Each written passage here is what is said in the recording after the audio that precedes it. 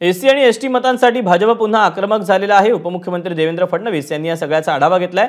Bhajap SC आणि ST मोर्चाच्या पदाधिकाऱ्यांसोबत फडणवीसांनी चर्चा केली आहे। लोकसभेत नरेटिव्ह खोडून काढण्यात कमी पडल्याची त्यांना आठवण करून दिलेली आहे आणि विधानसभा निवडणुकीत बेसावध राहू नका अशा सूचना देखील फडणवीसांनी दिलेल्या आहेत। अपडेट जाणून घ्या, सुशांत सावंत आपल्या सोबत आहे। सुशांत, काय नेमकं फडणवीसांनी आपल्या पदाधिकाऱ्यांना नेत्यांना मार्गदर्शन केलंय?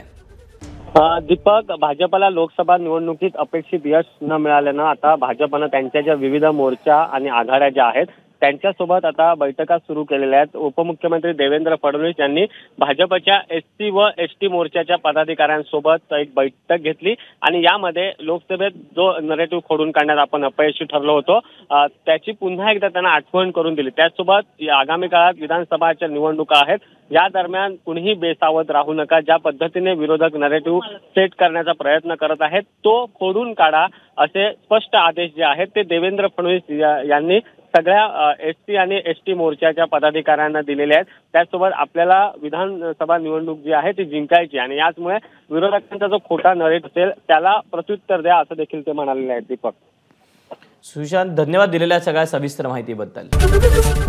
एबीपी माझा, उघडा डोळे बघा नीट।